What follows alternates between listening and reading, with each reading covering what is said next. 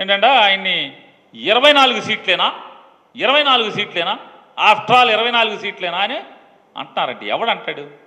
ఎవడికేం పని? జగన్మోహన్ రెడ్డి గారికి ఏం పని? వైఎస్ఆర్ కాంగ్రెస్ పార్టీకి నువ్వు 24 కాబట్టి 4 తీసుకో, 2 తీసుకో, 0 తీసుకో. 2014లో 0 సీట్లు కదా, ఏం తీసుకోలేదు కదా.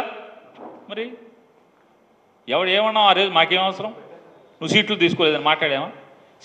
తీసుకుంటే ఏంటి, తీసుకోకపోతే ఏంటి? ఎవడికి బాధ? నువ్వు సీట్లు తీసుకోకపోతే ఎవడికి బాధ?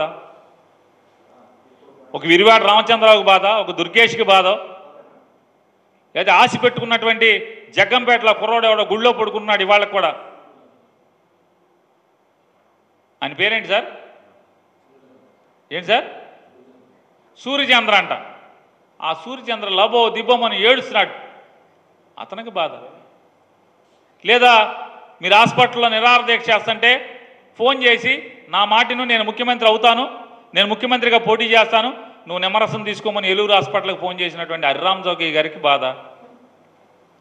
లేదా మీ పార్టీ మనుషులందరినీ కూడా పంపించి జోలపాట పాడి ముద్రగడ పద్మనాభం గారింటికి అయోధ్య వెళ్ళాక వస్తాను, కాశీ వెళ్ళాక మీ ఇంటికి వస్తాను కౌర్లు చేసింది మీరు కదా. ఏమైనా ఉంటే బాధ ముద్రగడ పద్మనాభం గారికి ఉండాలి, లేదా మీ జెండా మోసే కార్యకర్తలకు ఉండాలి. ఏంట్రా మనోడు ఇంత దిగజారిపోయాడని చెప్పని, లేదా నీకు ఓటేద్దాం అనుకున్నటువంటి మన కాపులకు ఉండాలి బాధ. వైఎస్ఆర్ కాంగ్రెస్ పార్టీకి ఎందుకు బాధ? నువ్వు 24 తీసుకుంటే ఏమి తీసుకోకపోతే ఎవడికి బాధ? వాముడు అంటున్నాడ జగన్మోహన్ రెడ్డి, నాకు జగన్ నాకు 24 సీట్లు తీసుకున్నావని నేను అనుకుంటున్నావేమో, నేను వామను లాంటోడి పొట్టోడిని అనుకుంటున్నావేమో, బలిచక్రవర్తిని తొక్కినట్టు తొక్కేస్తాడంట.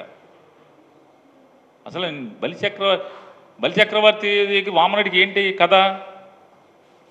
బలిచక్రవర్తి ఒక రాక్షస రాజు. బలిచక్రవర్తి దగ్గర దానం పొందినోడు ఎవడు?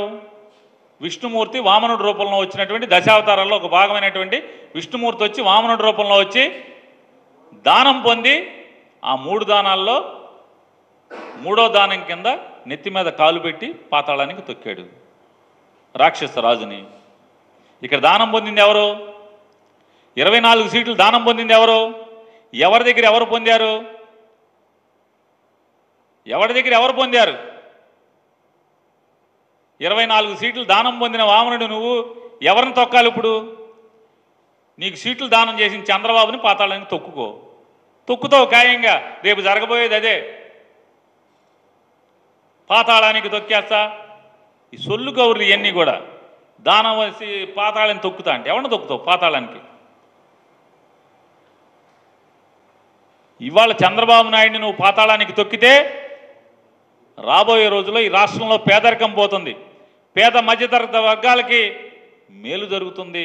నువ్వు దానం పొంది 24 సీట్లు దానం పొందినటువంటి చంద్రబాబు నాయుడిని పాతాళానికి తొక్కేయి. దానం పొందావు వామనుడి కథలాగా చంద్రబాబు నాయుడిని పాతాళానికి తొక్కేయి.